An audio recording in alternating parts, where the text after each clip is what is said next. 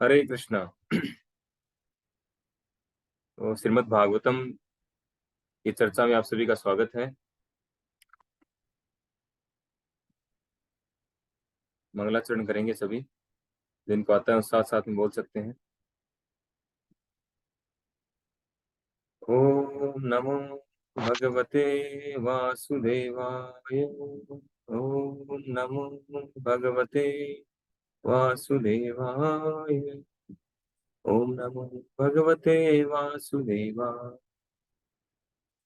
कृष्णाय वासुदेवाय देवकी नंदनाय च नंद गोप कुमाराय गोविंदाय नमो नमः।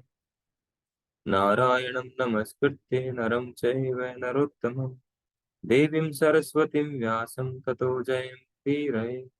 नष्टप्रायेषु भद्रेषु नित्यं भागवत सेवया भगवती उत्तम श्लोके भक्तिर्भवति नैष्ठिकी। ओम ज्ञानतिमिरान्धस्य ज्ञानाञ्जनशलाकया चक्षुरुन्मिलितं येन तस्मै श्रीगुरुवे नमः। श्रीचैतन्यमनोभीष्टं स्थापितं येन भूतले स्वयं रूप कदा मह्यं ददाति स्वपदान्तिकं।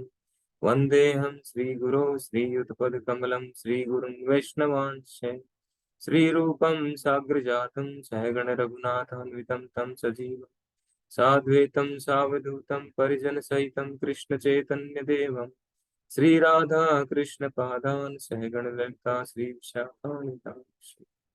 हे कृष्ण करुणा सिंधु दीनबंधु जगतपते गोपेश गोपिका कांत राधा कांत नमस्तुते। तप्त कांचन गौरांगी राधे वृंदावनेश्वरी वृषभानुसुते देवी प्रणमामि हरिप्रिये।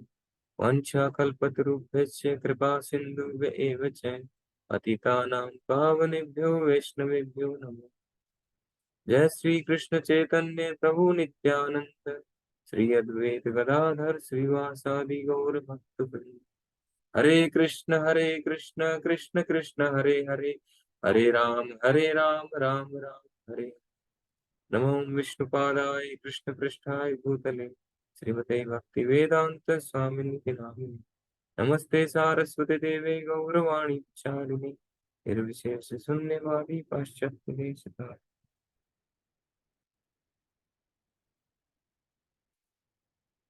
हरे कृष्ण।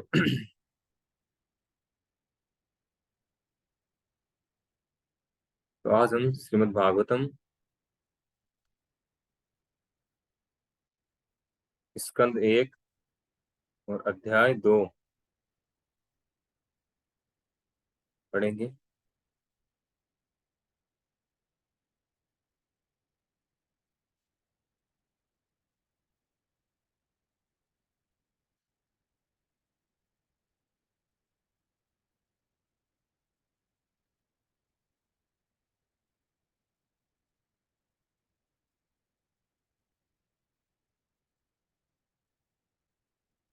तीसरे श्लोक तक हमने पहले डिस्कशन किया था।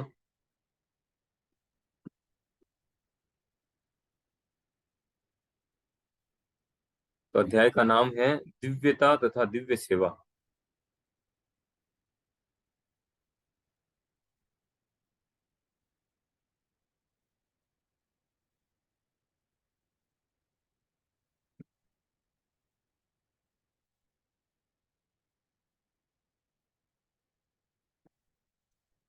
तो पहले के 3 श्लोकों में हमने क्या डिस्कशन किया था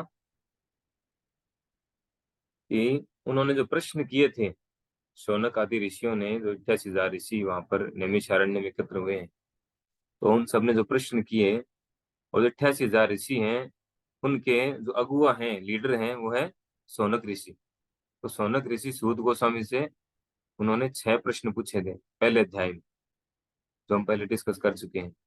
तो उन 6 प्रश्नों, वो जो 6 प्रश्न थे, वो किन से संबंधित थे? भगवान से, भगवान श्री कृष्ण से। तो इसलिए यहाँ पर उनको धन्यवाद देते हैं कि आपने जो प्रश्न पूछे हैं, ये प्रश्न बहुत ही सुंदर हैं, अच्छे हैं, और संपूर्ण मानव समाज का कल्याण करने के लिए।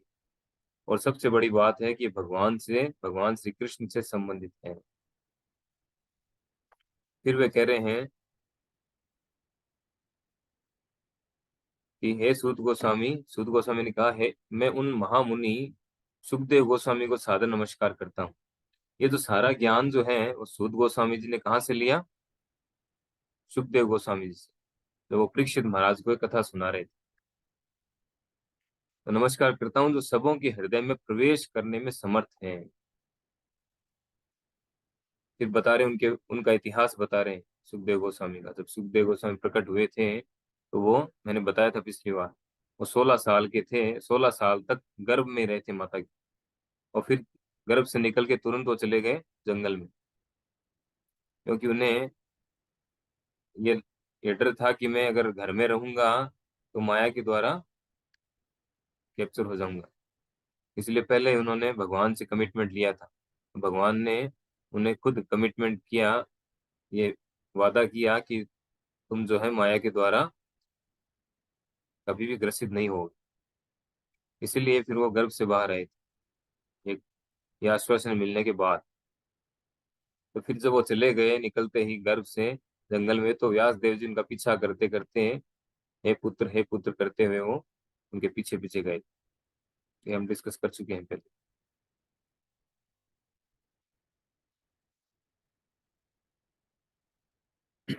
अब हम पढ़ेंगे चौथा श्लोक। नारायणं नमस्कृत्य नरं चैव नरोत्तमं देवीं सरस्वतीं व्यासं ततो जयम् उदीरये। विजय के साधन स्वरूप इस श्रीमद् भागवत का पाठ करने सुनने के पूर्व मनुष्य को चाहिए कि वह श्री भगवान नारायण को, नर नारायण ऋषि को, विद्या की देवी माता सरस्वती को तथा ग्रंथकार श्री व्यास देव को नमस्कार करे। कोई भी ग्रंथ पढ़ने से पहले उस ग्रंथ के रचयिता, उस ग्रंथ में जो मूल जो हैं, जिनके बारे में लिखा गया है, उनको नमस्कार करना चाहिए।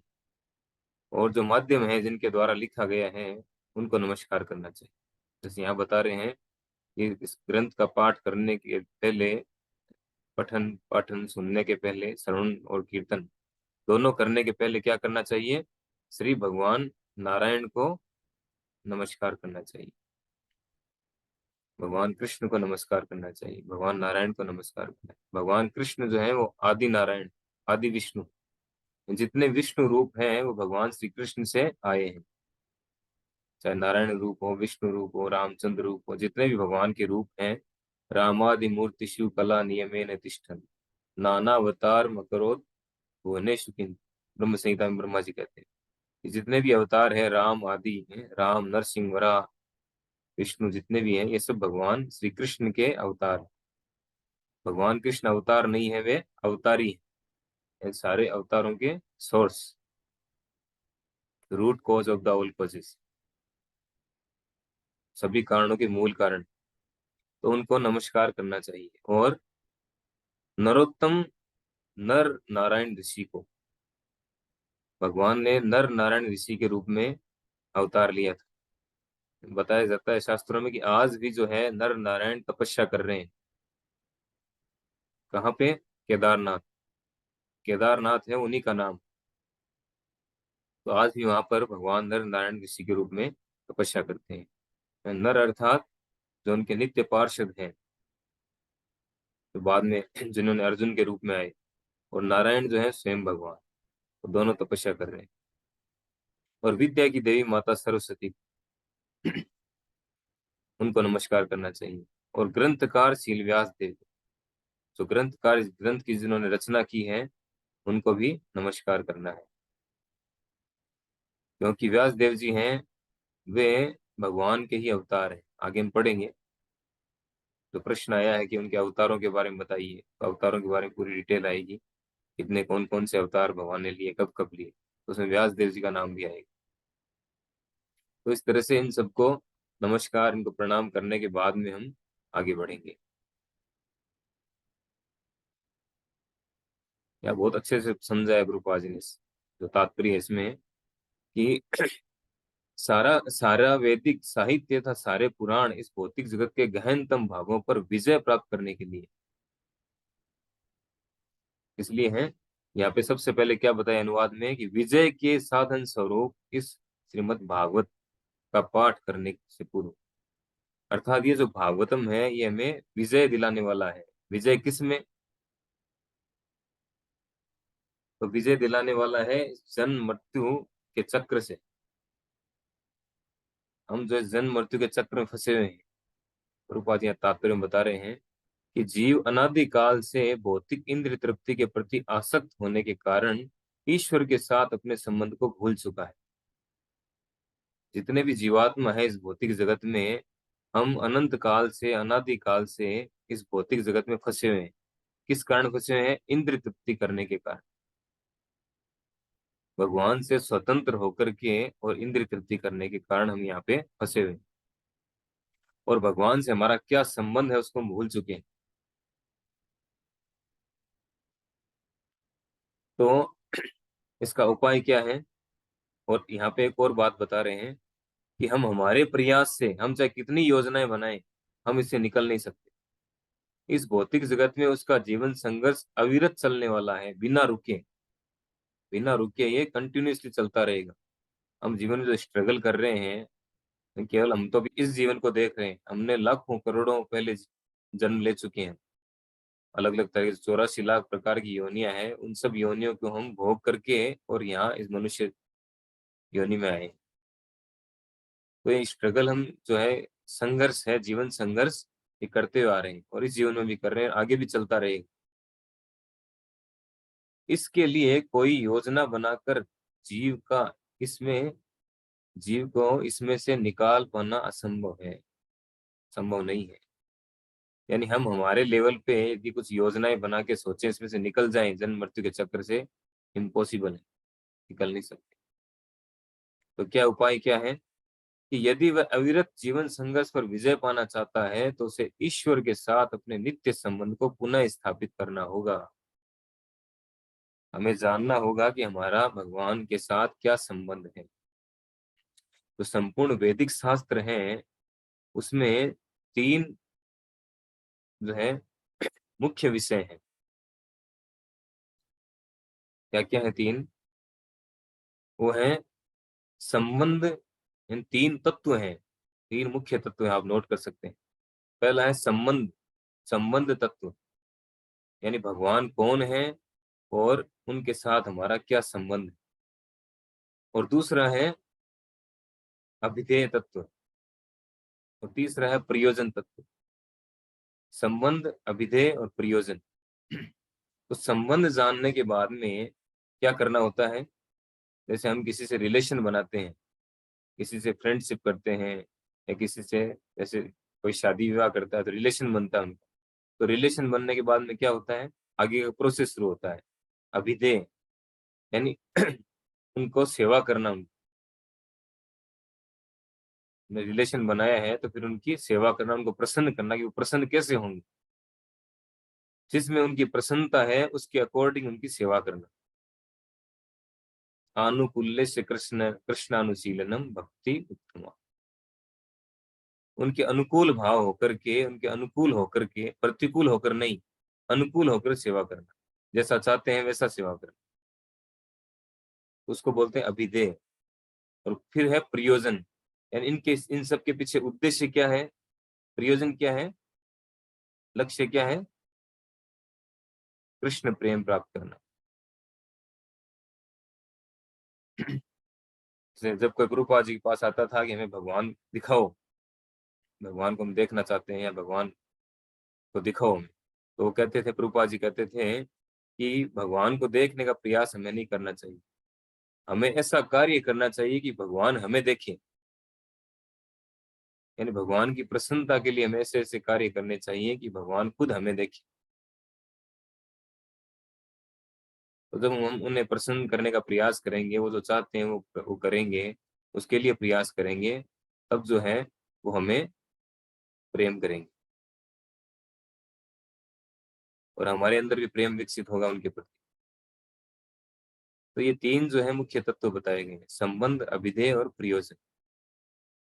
तो यहाँ बता रहे हैं कि यदि हम इस अविरत जीवन संघर्ष से मुक्ति पाना चाहते हैं, इस पर विजय पाना चाहते हैं, तो हमें क्या करना होगा, हमें सर्वप्रथम भगवान से हमारा संबंध पुनः स्थापित करना होगा, नित्य संबंध को पुनः स्थापित करना होगा। नित्य संबंध कहा गया है क्योंकि हमारा भगवान के साथ संबंध ऑलरेडी है। ऐसा नहीं है कि संबंध अब नया नया नया क्रिएट करना है, ऐसा नहीं है। ऐसा नहीं कि पहले से जो है संबंध था नहीं, अब हम नया कुछ करने जा रहे हैं, ऐसा बिल्कुल नहीं है। एक श्लोक में बताया गया चैतन्य चरितामृत में कि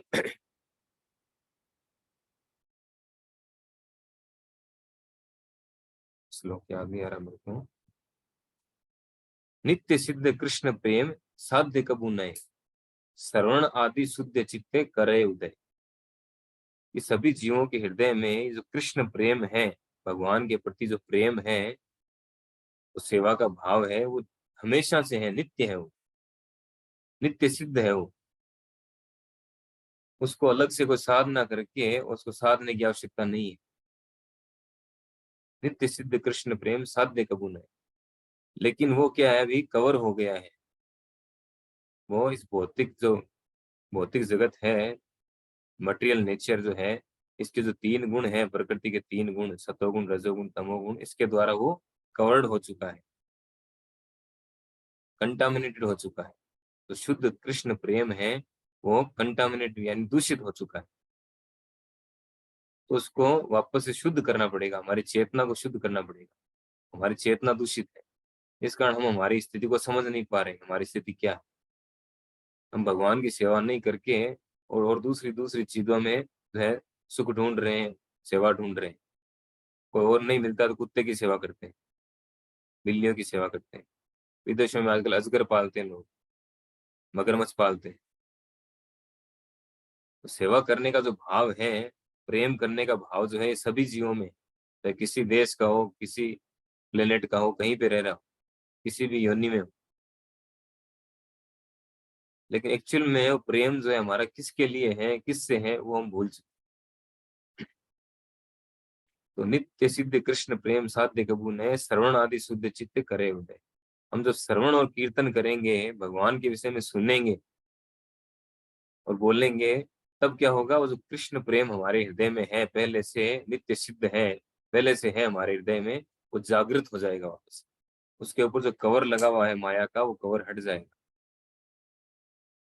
पुनः स्थापित, रूपा जी कह रहे पुनः स्थापित करना होगा, यानी पहले से स्थापित है, स्थापित था वो।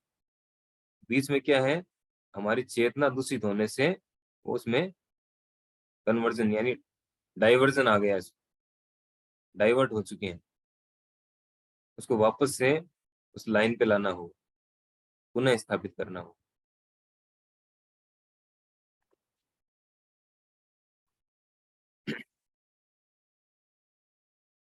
जैसे प्रभुपाद जी एग्जाम्पल देते हैं कि जैसे खटाई, खटाई से दूध जो है, दूध में अगर इमली की खटाई लग जाए या दही की खटाई लगती है, तो क्या होता है, दही में कन्वर्ट हो जाता है।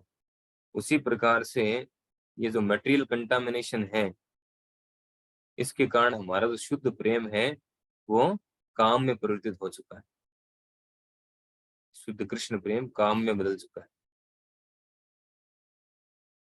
तो यहाँ अंत में कहते हैं कि श्रीमद् भागवत निष्कलंक पुराण है, और यह विशेषकर उनके लिए है जो स्थायी रूप से भव बंधन से छूटने के इच्छुक हैं। ये जो श्रीमद् भागवत पुराण है, ये निष्कलंक। हमने दूसरे श्लोक में, पहले अध्याय के दूसरे श्लोक में पढ़ा था, धर्म प्रोच्छित केतवत्रो परम निर्मत्सराणाम सताम, और तीसरे में निगम कल्पत्रो और गलितम फलम। तो ये जो श्रीमद् भागवत पुराण है, ये क्या है, निष्कलंक है, अमल पुराण कहा गया है इसको। इसमें किसी प्रकार का मल, किसी प्रकार का जो है कचरा कूड़ा करके कुछ नहीं है, फालतू की बात कुछ नहीं है इसमें, केवल शुद्ध भक्ति है। और किसके लिए है ये? जो स्थायी रूप से भव बंधन से छूटने के इच्छुक हैं, जो परमानेंट सॉल्यूशन चाहते हैं, जो टेम्पररी सॉल्यूशन चाहते हैं अपने जीवन में समस्याओं का, उनके लिए बाकी सारे पुराण हैं, और खूब सारे पुराण है, उसमें जाइए। लेकिन जो परमानेंट सॉल्यूशन चाहते हैं, उनके लिए श्रीमद् भागवत पुराण एकमात्र है। मुनये साधु पृष्टोऽयं भवद्भिः विलोकमङ्गलम् यत्कृतये कृष्ण संप्रश्नो येनात्मा सुप्रसीदति। हे मुनियों, आपने मुझसे ठीक ही प्रश्न किया है। आपके प्रश्न श्लाघनीय है, क्योंकि उनका संबंध भगवान कृष्ण से है और इस प्रकार वे विश्व कल्याण के लिए हैं। ऐसे प्रश्न से ही पूर्ण आत्मतुष्टि हो सकती है। भगवान के विषय में जो प्रश्न है, देखिए, जब कोई भगवान के विषय में चर्चा करते हैं, किसी को बताते हैं, तो क्या होता है, उनके बारे में सुनने से ही उसका कल्याण हो जाता है। भगवान के बारे में जानने मात्र से क्या होता है, जीवों का कल्याण हो जाता है।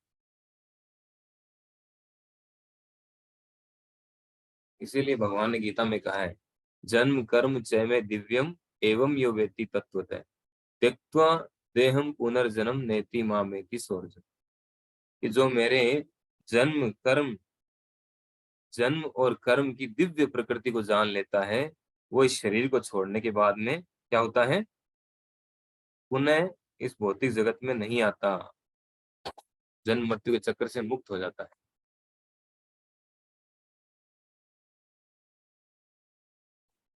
और क्या कह रहे हैं, उनका संबंध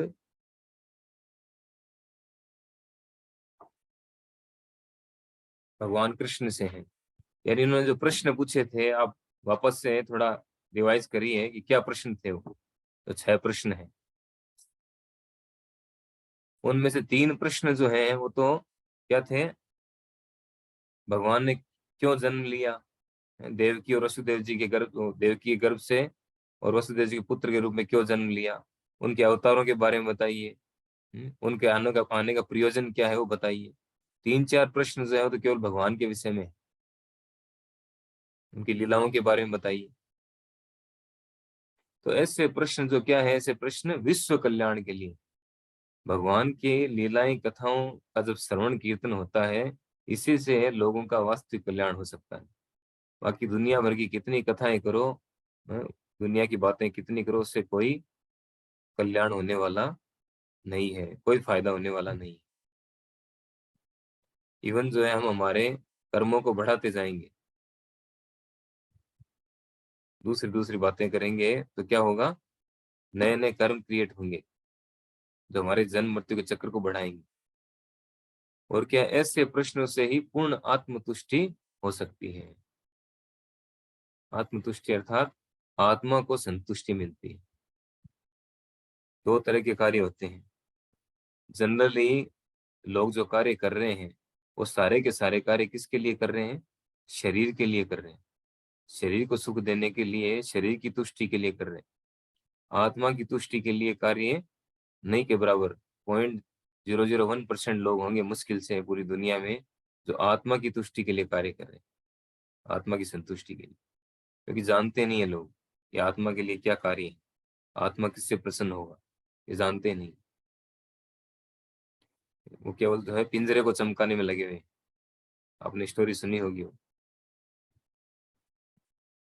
तो पिंजरे को चमकाने में लगे हुए हैं। पिंजरे के अंदर जो पक्षी है, उसको क्या चाहिए, उसको भूख लगी है, एक प्यास लगी है, उसके बारे में कोई चिंता नहीं।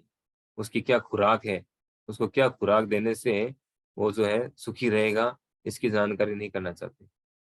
फिर पिंजरे को कैसे चमकाना है, उसी में लगे हुए हैं।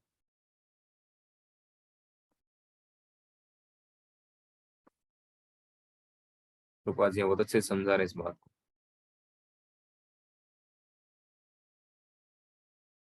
कि सारा प्रश्न जो है, सारे संसार क्या है, प्रश्नों तथा उत्तरों से परिपूर्ण है।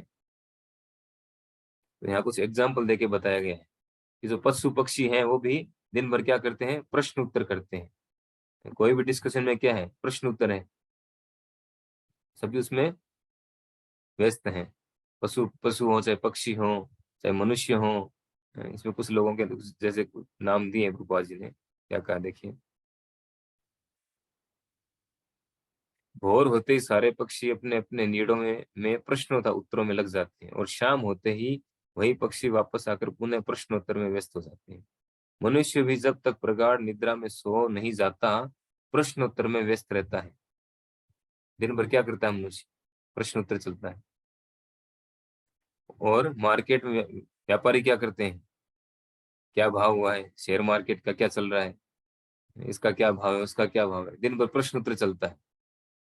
और न्यायालय में वकील क्या करते हैं? वही प्रश्नोत्तर। विद्यालय में, महाविद्यालयों में, कॉलेजों में विद्यार्थी क्या करते हैं? प्रश्नोत्तर। संसद में क्या, सांसद लोग क्या करते हैं? वही प्रश्नोत्तर करते हैं। राजनीति के जो है वो प्रेस प्रतिनिधि, उनसे प्रश्नोत्तर चलता है। तो सभी इस पूरी दुनिया में जितने भी जीव हैं, सब क्या करते हैं? प्रश्नोत्तर में लगे हुए हैं।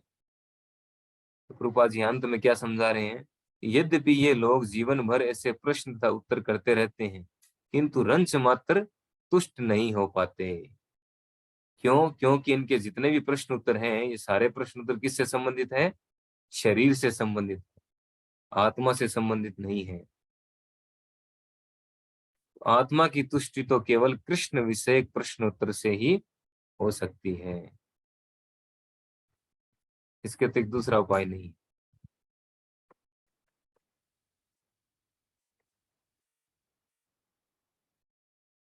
हम्म। कृष्ण हमारे अंतरंग स्वामी, मित्र, पिता तथा पुत्र, पिता या पुत्र तथा माधुर्य प्रेम के लक्ष्य हैं, प्रियतम हैं।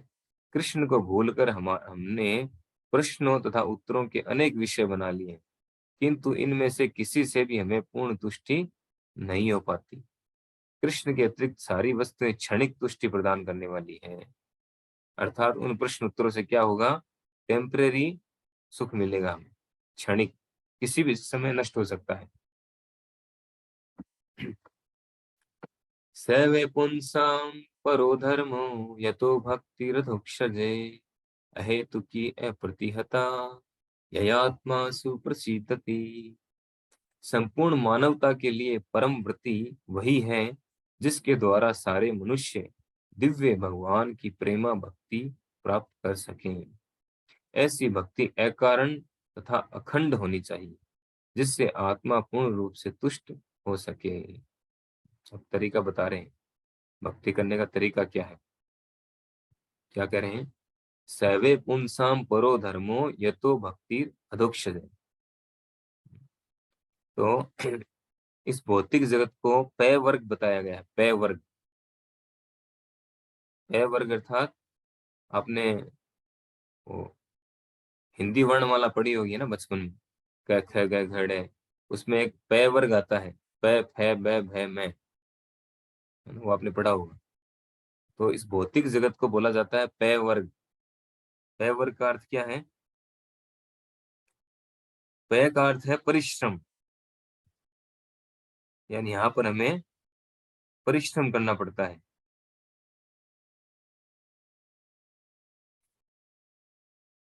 और फै का अर्थ क्या है?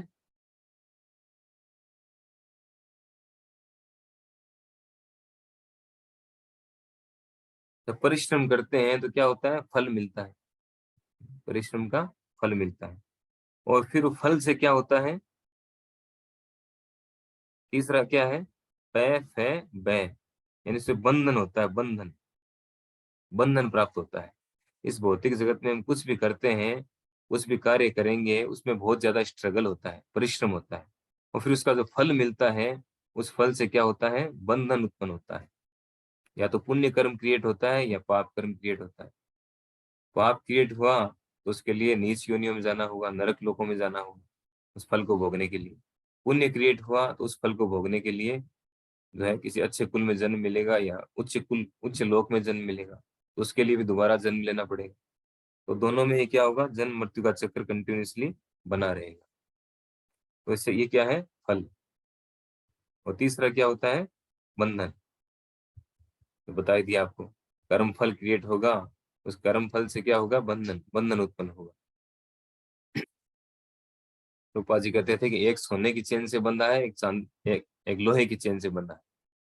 यानी जो पुण्य कर्म कर रहा है वो सोने की चेन से बंधा है, और जो पाप कर्म कर रहा है वो लोहे की चेन से बंधा है। लेकिन बंधे दोनों हैं, आजाद नहीं, दोनों ही स्वतंत्र नहीं, दोनों ही बंधे हुए। अब किसी को सोने की चेन से बांध कर कमरे में बिठा दो, सारी चीजें सोने की हो, क्या सुख मिलेगा उसको? स्वतंत्रता तो नहीं रही ना उसके पास। तो फायदा क्या हो? तो दोनों में बंधन है। और फिर चौथा क्या है? भय।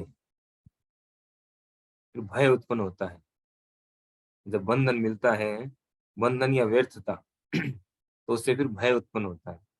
और भय के बाद में भय, भय, भय, भय और मैं, मृत्यु। अंत में क्या मिलता है? मृत्यु। तो भय का अर्थ क्या है? वो जीवन भर भयभीत रहता है हर समय। इस भौतिक जगत में दो ही चीजें हैं, क्या है? भय और पछतावा। जो हो चुका है, जो बीत चुका है, उसका पछतावा रहता है हमेशा। ऐसे कर लेते तो ऐसा हो जाता, ऐसे कर लेते तो ऐसा हो जाता, ये गलती नहीं करते तो ऐसा हो जाता। हमेशा पछताते रहते। और फ्यूचर में क्या होगा इसको लेके हमेशा भयभीत रहते हैं। तो इसीलिए इस भौतिक जगत को बताया गया है पय वर्ग। तो यहाँ पे कह रहे हैं सैवे पुंसाम परो धर्मो यतो भक्ति दक्ष। यानी ऐसे धर्म का पालन करना चाहिए जिससे हम पय वर्ग से ऊपर उठे। अपरो धर्म। भागवतम के अलावा बाकी आप जगह पढ़ेंगे तो आपको क्या मिलेगा? ये पय वर्ग की जानकारी मिलेगी। जो कर्म कांड विभाग है वैदिक शास्त्रों में, जो 94 या 96% जो कर्म कांड विभाग है, सकाम कर्म, वो क्या है? वो पय वर्ग की कैटेगरी में आता है। लेकिन भागवतम जो है वो प्योर है। उसमें क्या है? अपवर्ग। अपवर्ग के बारे में बताया गया है। परो धर्म, आत्मा का धर्म। तो यहाँ पे कह रहे हैं कि संपूर्ण मानवता के लिए परम वृत्ति वही है जिसके द्वारा सारे मनुष्य दिव्य भगवान की प्रेमा भक्ति प्राप्त कर सकें। वही परम वृत्ति है। और ऐसी भक्ति कैसे होनी चाहिए? अकारण तथा अखंड होनी चाहिए, बिना किसी कारण के। हम हर कार्य किसी न किसी कारण के लिए करते हैं। कोई न कोई कारण पहले डिसाइड होता है, फायदा पहले डिसाइड होता है, उसके बाद वो कार्य स्टार्ट करते हैं। तो भक्ति जो है, इसमें किसी तरह का भौतिक लाभ का सोच करके नहीं करना चाहिए, एक कारण होना चाहिए। और अगर एक कारण होगी आपकी भक्ति, तभी वो अप्रतिहता यानी अखंड रहेगी, बिना रुके चलेगी।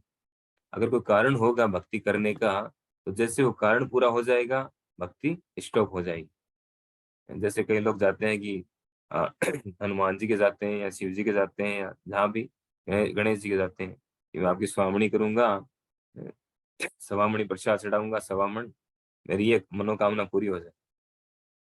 तो वहां पे कंटिन्यूसली जाता है जब तक पूरी नहीं होती, और मनोकामना पूरी हो जाती है और चढ़ा भी देता है, फिर जाना बंद हो जाता है। तो उसमें भक्ति नहीं है, वो बिजनेस है, वो व्यापार है। प्रहलाद महाराज कहते हैं, जब नरसिंह देव उनको कहते हैं वरदान मांगो, तुमने मेरी इतनी भक्ति की है, तो प्रहलाद महाराज कहते हैं कि मैं व्यापारी नहीं हूँ, मैं बढ़िया नहीं हूँ। जो आपने व्यापार करने के लिए, बिजनेस करने के लिए जो भक्ति नहीं की है मैंने, वो रिजेक्ट कर देते हैं उनके सारे वरदानों को। मुझे नहीं चाहिए कुछ। तो जो कुछ पाने के लिए, भौतिक लाभ के लिए भगवान के पास जाते हैं, उनकी सेवा पूजा करते हैं, वो बिजनेस है, वो भक्ति नहीं है। तो उसमें कारण है। भक्ति होनी चाहिए अकारण। तो जैसे कारण पूरा हो जाएगा, भक्ति वहीं रुक जाएगी। तो भक्ति कहाँ है वो? और अगर कारण पूरा हो गया, नहीं हुआ, तो भी रुक जाएगी। अगर कारण लेके चल रहे हैं आप और कारण पूरा नहीं हो पाया, तो क्या होगा? सोचेंगे यार यहाँ काम नहीं हुआ, चलो दूसरी जगह चलते हैं।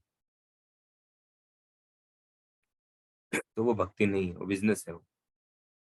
भक्ति होनी चाहिए अहेतु की अप्रतिहता। अगर अहेतु की होगी तो ही अप्रतिहता होगी, नहीं तो नहीं हो पाएगी। और इसी से जो है क्या होगा? आत्मा को पूर्ण संतुष्टि मिलेगी, पूर्ण सुख मिलेगा। यही आत्मा सुप्रसिद्धति। और दूसरा कोई उपाय नहीं है।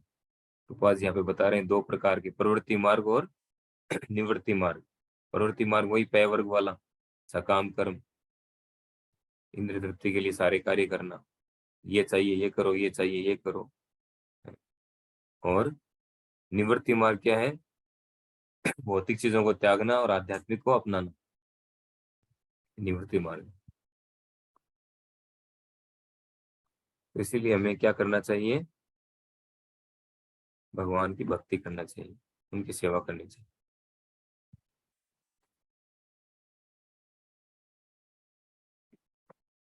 वासुदेवे भगवती भक्ति योग प्रयोजित जनति आशु वैराग्यम ज्ञानम च यद हेतुकम। भगवान श्री कृष्ण की भक्ति करने से मनुष्य तुरंत ही अहेतुक ज्ञान तथा संसार से वैराग्य प्राप्त कर लेता है। अब यहाँ पे विशेष बात बताई जा रही है, अगर वास्तव में कोई भक्ति करता है सीरियसली, तो क्या होता है उसका परिणाम? भगवान श्री कृष्ण की भक्ति करने से मनुष्य तुरंत ही अहेतुक ज्ञान तथा संसार से वैराग्य प्राप्त कर लेता है। यानी उसको दिव्य ज्ञान जो है उसके हृदय में प्रकाशित हो जाता है और वैराग्य आ जाता है उसको, भौतिक जगत से, भौतिक चीजों से उसको वैराग्य आ जाता है। यानी जितनी मात्रा में भक्ति करते जाएंगे उतनी मात्रा में हमें ज्ञान और वैराग्य अपने आप आता जाएगा। बाय प्रोडक्ट है ये, भक्ति के बाय प्रोडक्ट अपने आप आएंगे।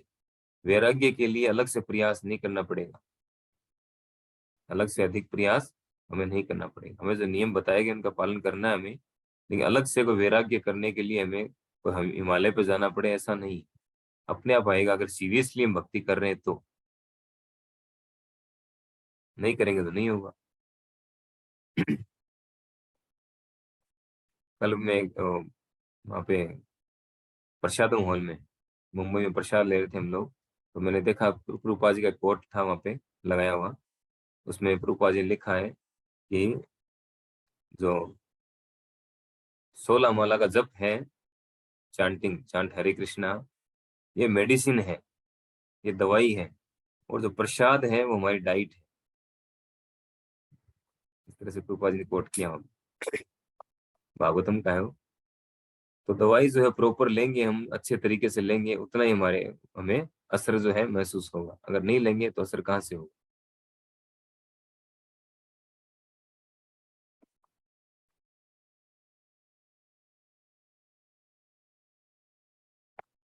धर्म स्वनुष्ठित पुंसां निष्पक्षेन कथासु ये न उत्पादयति रतिम श्रम एव ही केवलम। यहाँ बता रहे हैं कि मनुष्य द्वारा अपने पद के अनुसार संपन्न की गई वृत्तियां यदि भगवान के संदेश के प्रति आकर्षण उत्पन्न न कर सकें तो वे निरी व्यर्थ का श्रम होती हैं। अर्थात हम जो भी कार्य कर रहे हैं अपने जीवन में, डे टू डे लाइफ में, और अपना जो भी वृत्तिपर कार्य है, उसके द्वारा अगर हम, हमारे अंदर भगवान के प्रति आकर्षण नहीं आ रहा है, भगवान के संदेश के प्रति आकर्षण नहीं आ रहा है, तो वो सारे कार्यकलाप जो हैं, चाहे हम किसी धर्म का पालन ही क्यों न कर रहे हैं, धार्मिक, बहुत बड़े धार्मिक होने का हम दिखावा कर रहे हो, या धार्मिक बने हुए ऐसे लग रहे हो हम धार्मिक है, बहुत बड़े धार्मिक हैं, धार्मिक कार्य कर रहे हैं, लेकिन अगर हम भगवान के प्रति प्रेम उत्पन्न नहीं हो रहा है, उनके प्रति आकर्षण उत्पन्न नहीं हो रहा है, उनके आदेशों के प्रति, संदेशों के प्रति, तो हम, वो क्या है, वो व्यर्थ का श्रम है। श्रम है वही केवलम, वो केवल श्रम कर रहे हैं, उसका कोई फायदा होने वाला नहीं।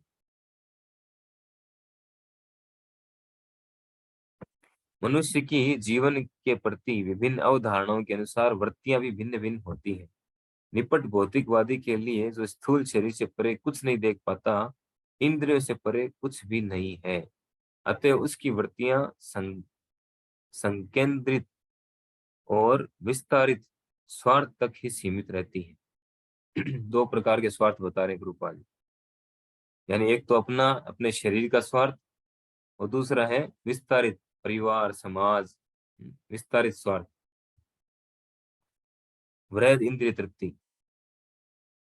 ये संकेंद्रित स्वार्थ अपने ही शरीर के चारों ओर केंद्रित रहता है। सामान्य रूप से यह निम्न पशुओं में देखा जाता है, और विस्तारित स्वार्थ मानव समाज में दिखता है, और ये परिवार, समाज, समुदाय, राष्ट्र तथा विश्व के दृष्टिकोण से शारीरिक सुख के इर्द गिर्द घूमता है। अर्थात क्या है इसका मतलब है? यानी पशु जो होते हैं, पशु पक्षी, कीट पतंगे, ये सब केवल अपने शरीर का स्वार्थ देखते हैं, दूसरों की फीलिंग्स को नहीं समझते। ये मनुष्य जो है थोड़ा ऊपर के लेवल का है, वो खुद का स्वार्थ तो है ही, साथ में वो समाज, परिवार, समुदाय, राष्ट्र, विश्व लेवल तक का वो स्वार्थ देखता है, सभी को सुख देना चाहता है। लेकिन वो जो सुख है सारे वो क्या है, भौतिक स्तर पर है, वो शारीरिक स्तर पर है, इसलिए उनकी कोई वैल्यू नहीं है। क्या लिखा, इन निपट भौतिकवादियों के ऊपर मनोधर्मी तर्कवादी होते हैं। और इनके ऊपर कौन होते हैं, ये एक लेवल बताया है भौतिकवादी लोगों का, जो केवल शारीरिक स्तर पर है। इनके ऊपर दूसरा स्तर कौन सा है, यानी शारीरिक लेवल पर, फिजिकल लेवल पर जो सुख प्राप्त करना चाहते हैं उनका लेवल है, उनकी स्थिति है। दूसरा आता है मानसिक लेवल, मेंटल लेवल, मानसिक स्तर। तो वे होते हैं मनोधर्मी, बोलते हैं उनको मनोधर्मी तर्कवादी होते हैं, जो मनोजगत में उड़ान भरते रहते हैं और उनकी वृत्तियों में कविता बनाना तथा दार्शनिकपन या शरीर था मन के वही सीमित स्वार्थ के उद्देश्य से कोई वाद चलाना सम्मिलित होते हैं। कोई नया नया वाद लाते हैं समाजवाद, ये वाद वो वाद, इस तरह के नए नए वाद, कविताएं लिखना, म्यूजिक, इन सब में रुचि होती है। वो इन सब के द्वारा जो है समाज का कल्याण करना चाहते हैं, लेकिन वो भी क्या है, मटेरियल लेवल है, भौतिक स्तर पे है।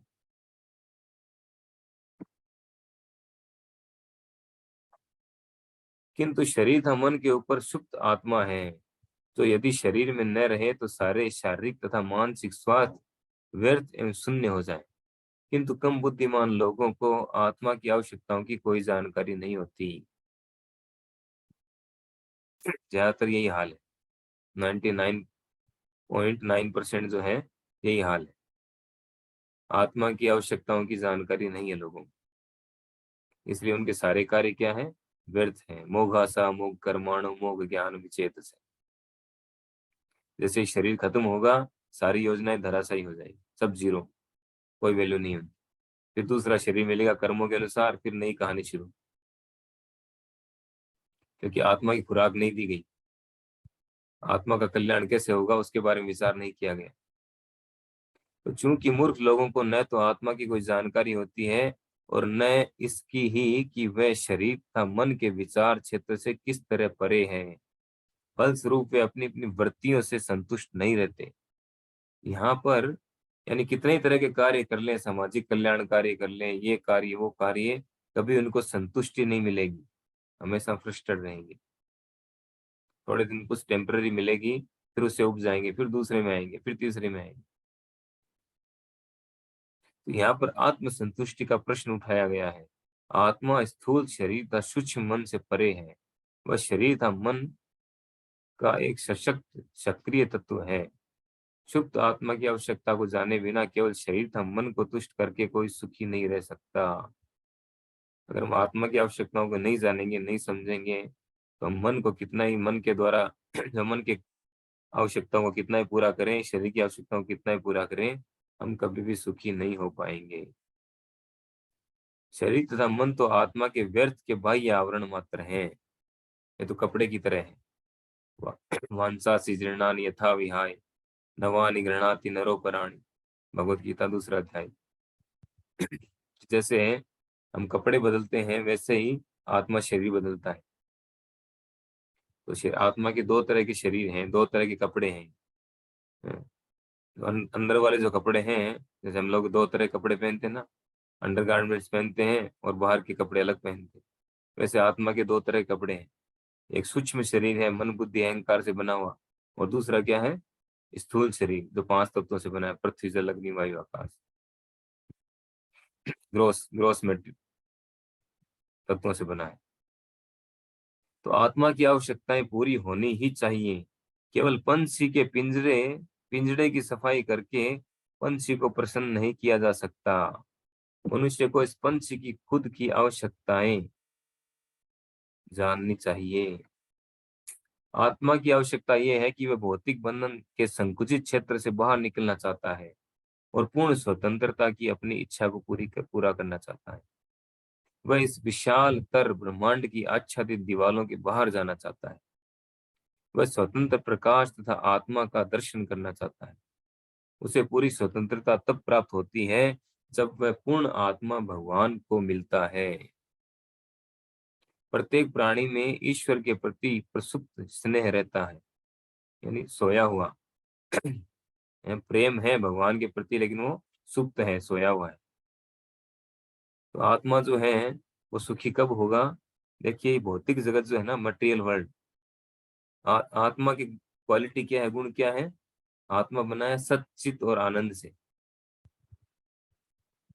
और ये मटेरियल वर्ल्ड किससे बना है? पृथ्वी, जल, अग्नि, वायु, आकाश, इससे बना हुआ है। तो इससे ये भौतिक जगत जो है तो डेड है, मैटर जो है डेड है, इसमें कोई तरह की एक्टिविटी नहीं है, जीवन नहीं है इसमें। और आत्मा जो है वो हर समय जीवंत है, वो जीवन शक्ति है, उसमें किसी तरह का मैटर नहीं है। तो मैटर जो है और आत्मा, एंटी मैटर, इन दोनों का कोई मेल नहीं है। ये उसी तरह से है जैसे मछली को पानी से निकाल करके और आप बढ़िया सोने की प्लेट में रख दो, मखमल के गद्दे पे, वो सुखी रहेगी? नहीं रहेगी, क्योंकि वो उसकी सही कंडीशन नहीं है। उसकी सही कंडीशन कहाँ है? उसकी संवैधानिक स्थिति क्या है? वो है जल में रहना, पानी के अंदर रहना। तो वैसे ही आत्मा की जो सही स्थिति है वो है भगवान के धाम में रहना, आध्यात्मिक जगत में रहना। जो जो पूरा जगत ही, आध्यात्मिक जगत पूरा का पूरा किससे बना है? सच्चित और आनंद से बना हुआ है, वो सच्चिदानंदमय है। अगर आत्मा वहां जाएगा तो सुखी रहेगा, इस भौतिक जगत में कभी सुखी नहीं रहेगा।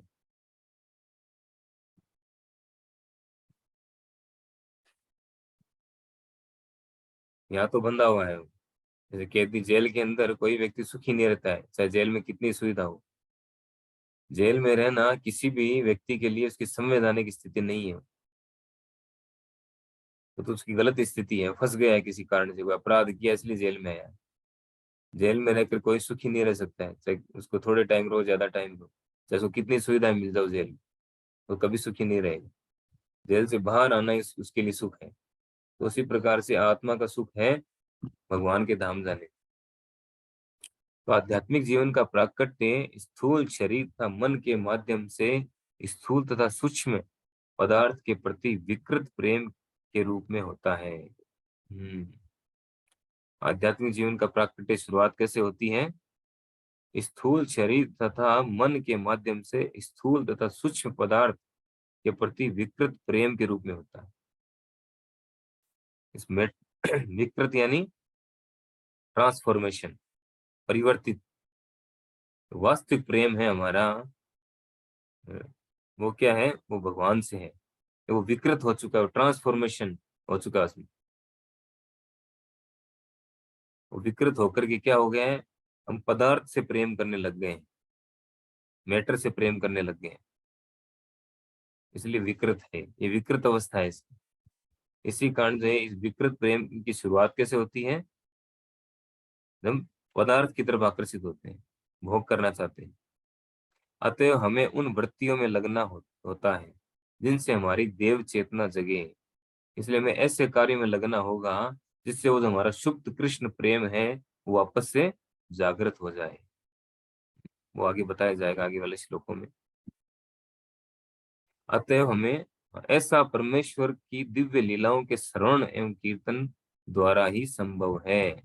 और ऐसी कोई भी वृत्ति जो मनुष्य को परमेश्वर के दिव्य संदेश का श्रवण तथा कीर्तन करने में अनुरक्त नहीं करती, यहाँ पर ऐसी वृत्ति को समय का अपव्यय बताया गया है। ऐसा कोई भी कार्य है जिससे हम भगवान के प्रति हमारा प्रेम जागृत नहीं होता, वह सब क्या है? वेस्टेज ऑफ टाइम, उस समय बर्बाद करना है। ऐसा इसलिए है कि अन्य वृत्तियां, चाहे वे किसी भी वाद के रूप में हो, आत्मा को मुक्ति नहीं दिला सकती, आत्मा को कोई फायदा नहीं होना इससे, चाहे किसी भी तरह की वृत्तियां। यहाँ तक कि मोक्ष कामियों के कर्म भी व्यर्थ माने जाते हैं, क्योंकि वे समस्त स्वतंत्रताओं के मूल स्रोत को नहीं जान पाते। तो मोक्ष चाहते हैं, जो सायुज्य मुक्ति चाहते हैं, ब्रह्म सायुज्य मुक्ति, यानी ब्रह्म में लीन होना चाहते हैं, उनके कार्य भी क्या है? व्यर्थ माने जाते हैं। क्यों? क्योंकि जो मूल स्रोत हैं परम भगवान श्री कृष्ण, उनके बारे में उनको कोई जानकारी नहीं है। उनको केवल ब्रह्म ज्योति तक की जानकारी है। तो जब तक भगवान के बारे में अगर जानकारी नहीं होगी, वो व्यक्ति कभी भी स्वतंत्र नहीं हो सकता, क्योंकि भगवान परम स्वतंत्र है, स्वराट, मूल स्रोत है। तो निपट भौतिकवादी व्यवहारिक रूप से देख सकता है कि उसका भौतिक लाभ काल तथा स्थल से बंधा है, चाहे वह इस लोक में हो या अन्यत्र। यदि वह स्वर्ग लोक में भी चला जाए तो उसकी लालायित आत्मा को वहां भी स्थायी वास नहीं मिलेगा। इस लालायित आत्मा को पूर्ण भक्ति की पूर्ण वैज्ञानिक विधि द्वारा तुष्ट किया जाना चाहिए। अगर आत्मा को तुष्ट करना चाहते हैं तो क्या है उपाय? वो है भक्ति, उसके अलावा दूसरा कोई उपाय नहीं। तो यहाँ तक आज हमने पढ़ा, आगे नेक्स्ट सेशन में पढ़ेंगे। तो यहाँ तक हमने क्या समझा कि अगर हम हमारा कल्याण चाहते हैं, आत्मा का कल्याण चाहते हैं, तो हमें क्या करना है? भक्ति करना है, शुद्ध भक्ति, अनअलॉयड डिवोशन। प्रभुपाद जी कहते हैं अनअलॉयड, अलॉयड अर्थात मिश्रित, मिश्र हो जाए, मिश्र धातु वो नहीं होना चाहिए, मिश्र नहीं होना चाहिए, अनअलॉयड, बिना किसी मिक्सिंग के, प्योर शुद्ध भक्ति, बिना किसी डिजायर के, कोई भी मटेरियल डिजायर नहीं होनी चाहिए। शुरुआत में हो सकती है, जैसे ध्रुव महाराज जब गए थे भगवान की भक्ति करने के लिए, तो उनकी बहुत बड़ी डिजायर थी, वो अपने परदादा से भी बड़ा राज्य चाहते थे, ब्रह्मा जी से बड़ा राज्य, इतनी बड़ी डिजायर थी उनकी। लेकिन जब वो भगवान प्रसन्न हो गए, भगवान ने अपना संग उनको टच किया, उनको सारा ज्ञान जो है मिल गया उनको।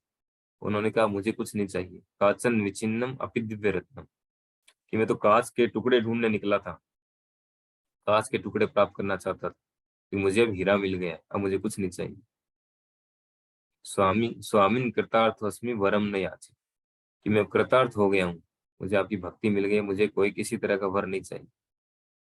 तो अगर कोई व्यक्ति कुछ भौतिक लाभ लेकर भी जाता है भगवान के पास में, और अगर शुद्ध भक्ति करता है, अच्छी तरीके से करता है, ईमानदारी से, तो भगवान उसकी वो जो है डिजायर्स जो है वो भी पूरी करते हैं, उसको शुद्ध बना देते हैं।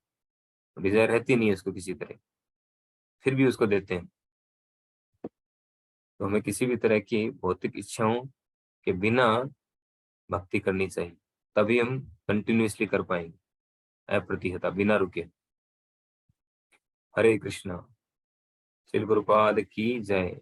श्रीमद् भागवत महापुराण की जय। तो प्रश्न है तो बताइए।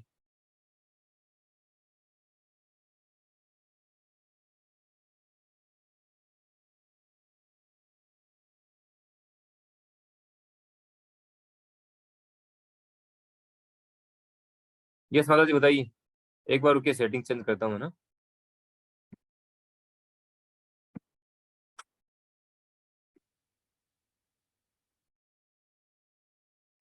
यस, अनम्यूट करिए आप।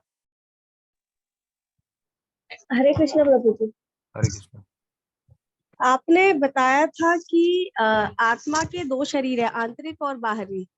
हम्म। तो आंतरिक शरीर किस किस चीज से बना है?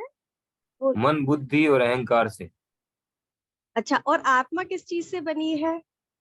सच्चित और आनंद। ठीक है। और कोई प्रश्न है?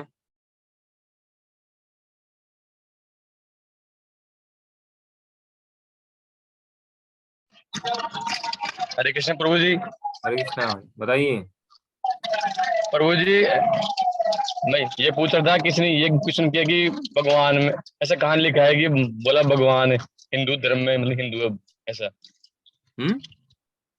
मतलब भगवान ऐसा कहाँ लिखा है कि भगवान हिंदू धर्म में है, मतलब भगवान हिंदू धर्म में है?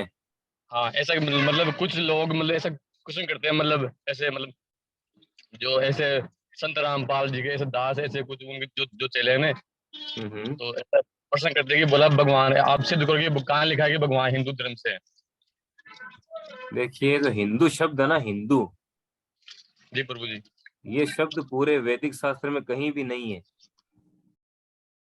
ये हिंदू शब्द जो है नया क्रिएशन है ये। जो सिंधु नदी के इधर रहते थे ना, यानी भारत में जो रहते हैं, सिंधु नदी, पहले सिंधु नदी अभी भी है पाकिस्तान में। सिंधु नदी के जो इधर रहते थे, वो सिंधु नदी के उधर वाले जो थे, वो इधर वालों को हिंदू कहने लग गए। पहले सिंधु, फिर हिंदू, फिर हिंदू से हिंदुस्तान। समझ गया? हिंदू शब्द वैदिक शास्त्रों में कहीं भी लिखा हुआ नहीं है। ये हिंदू धर्म, हिंदू, ये कहीं भी नहीं लिखा हुआ है। सनातन धर्म है। सनातन धर्म या वर्णाश्रम धर्म या भागवत धर्म ये है। अब बोलने में वो चलन में आ गया हिंदू हिंदू हिंदू। समझ गया? उनका प्रश्न क्या है? उनका प्रश्न ये है कि मतलब भगवान हिंदू है, आपके पास क्या मतलब कहाँ लिखा है मतलब ऐसा कि भगवान हिंदू धर्म से मतलब ऐसा? भगवान ने तो कहीं कहा नहीं मैं हिंदू हूँ। भगवान ने ऐसा कहाँ कहा? भगवान ने तो कहा सभी के लिए जो मैं ज्ञान दे रहा हूँ, सर्व योनिषु कौन्ते, मैं सभी योनियों का पिता हूँ। उन्होंने कहा मैं हिंदू का पिता हूँ या कोई मुस्लिम का पिता हूँ? कहा उन्होंने? कहीं नहीं कहा। सर्व योनिषु कौन्ते, जितनी भी योनियां हैं 84 लाख प्रकार की, सबका पिता हूँ। भगवान ये डिक्लेयर कर रहे हैं। और भगवान तो एक ही है। जैसे पानी है, पानी को अंग्रेजी में बोलते हैं वाटर, जो इंग्लिश बोलने वाले हैं उसको वाटर बोलेंगे, अपन हिंदी बोलने वाले हो पानी बोलेंगे, जो मारवाड़ी बोलने वाले हो पानी बोलेंगे, गुजराती बोलने वाले उसको और कुछ बोलेंगे, पंजाबी वाले कुछ और बोलेंगे। बोलेंगे या नहीं बोलेंगे? चीज तो एक ही है या नहीं है? अलग अलग जी नाम बोलने से वो चेंज हो गई। जापानीज लोग और कुछ बोलेंगे उसको, उर्दू में और कुछ बोलेंगे। चीज तो एक ही है ना। फिर वैसे भगवान तो एक ही है। बोलने वाले अलग अलग नामों से उच्चारण करते हैं।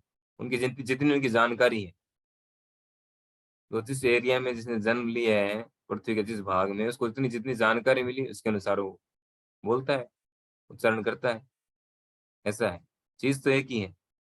जैसे पानी, अगर भगवान दो तीन होते, दो तीन चार होते, ऐसे हिंदू का भगवान अलग होता, मुस्लिम का अलग होता, ईसाई का अलग होता, तो सबके लिए अलग अलग पृथ्वी होती, अलग अलग सूर्य होता, अलग अलग चंद्रमा होता। ये एक ही क्यों है फिर? बताओ। इतना तो एक साधारण व्यक्ति समझ सकता है।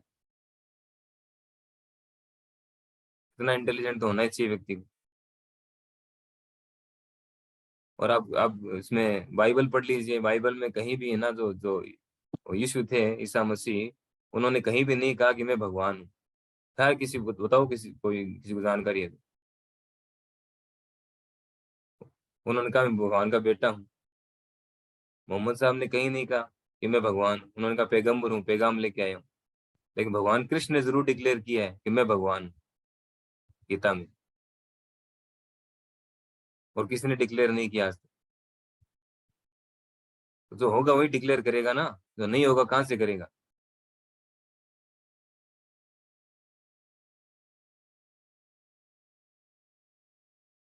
उनको बताओ भगवान ने कहा है कि मैं भगवान हूं, उन्होंने डिक्लेयर किया गीता में। और ये हिंदू का भगवान है, मुस्लिम का भगवान, ये सब फालतू की बातें हैं, कुछ नहीं है। वो अधूरी जानकारी है और कुछ नहीं है। भगवान एक ही है।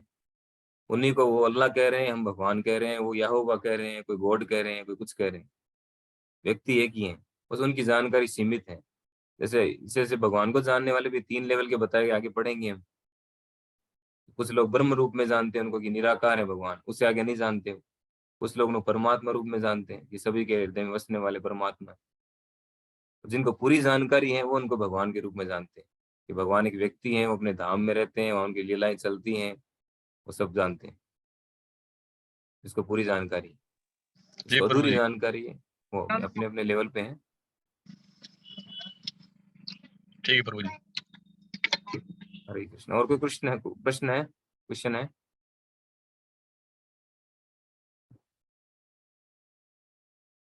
यस माता जी।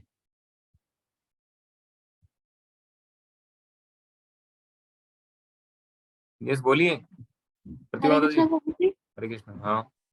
प्रभु जी, आपने 3 मुख्य तत्व बताए थे, संबंध तत्व, अभिधेय तत्व और प्रयोजन तत्व। हम्म। तो उनको थोड़ा सा एक्सप्लेन कर दीजिए दोबारा से। संबंध तत्व का अर्थ है कि हमारा भगवान से क्या संबंध है, इसकी जानकारी करके उनसे संबंध वापस स्थापित करना। और दूसरा है अभिधेय तत्व है, यानी संबंध हो गया उसके बाद में करना क्या है हमें। उस संबंध को, जो संबंध हुआ है हमारा, उसके अकॉर्डिंग हमारी ड्यूटी क्या है, हमारा कर्तव्य क्या है, उसमें लग जाना, उसको करने में। अभिधेय तत्व है।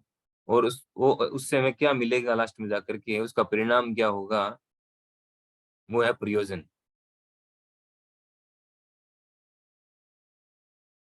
जी प्रभु जी। लक्ष्य क्या है उसका, प्रयोजन हरे या कृष्ण। लक्ष्य? हरे कृष्ण। प्रयोजन क्या है? कृष्ण प्रेम प्राप्त करना।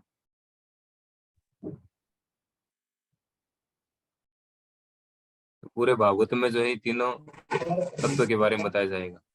यस माता जी बताइए, और कुछ पूछ रहे हैं कोई? हरे कृष्णा प्रभु जी। हरे कृष्णा।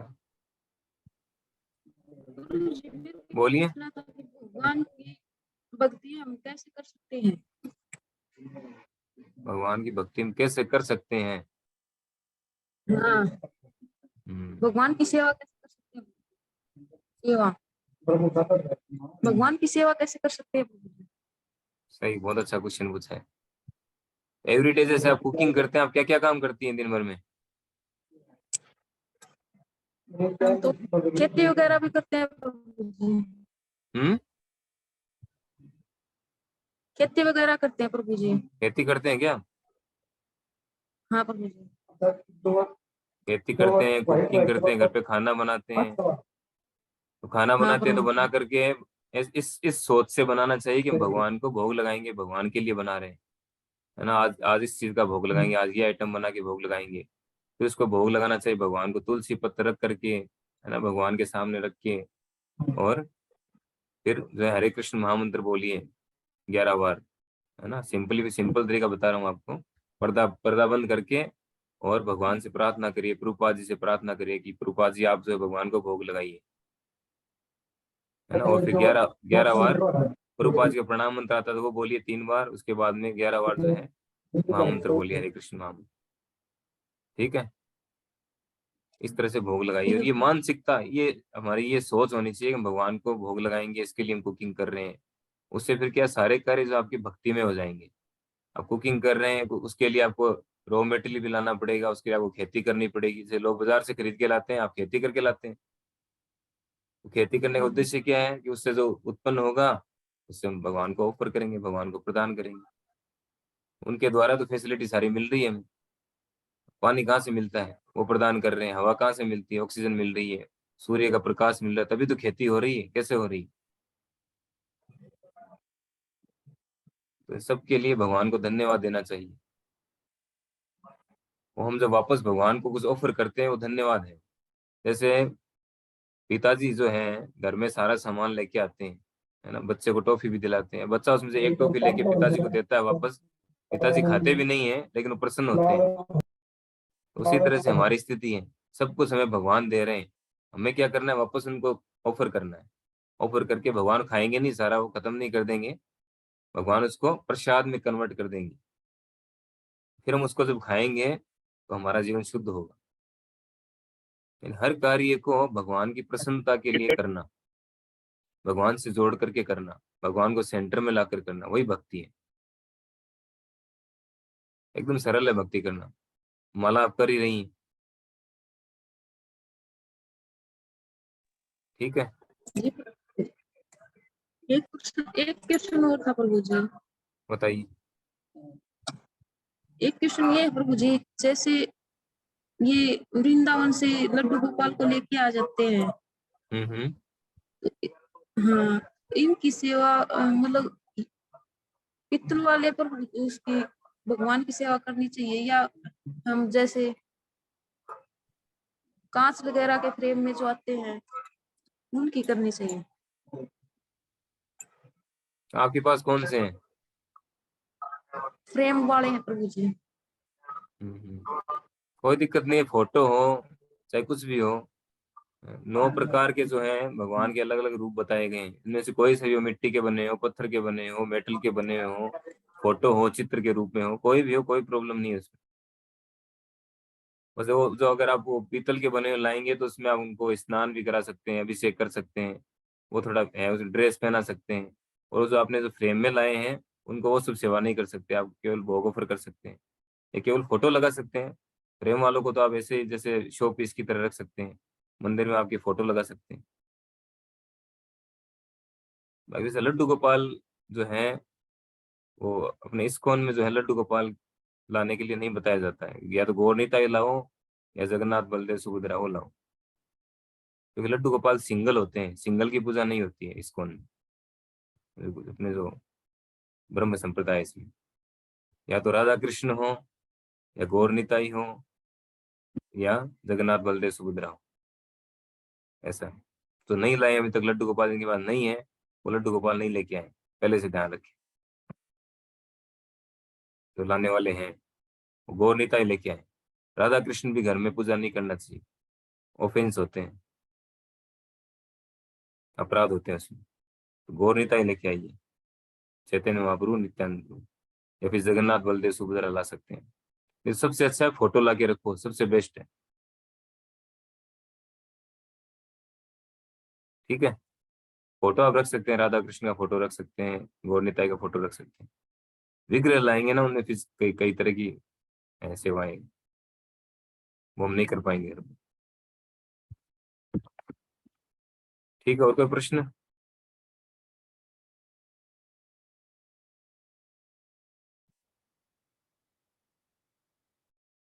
ठीक है, मीटिंग एंड करते हैं फिर, हाँ?